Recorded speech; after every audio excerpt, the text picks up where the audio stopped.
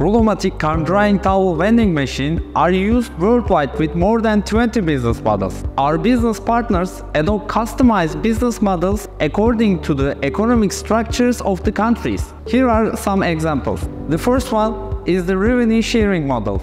In this business model, Rulomatik car drying towel vending machine are distributed free of charge, and a percentage of the total monthly sales of towels income can be shared as an income. And the second one is the profit sharing model.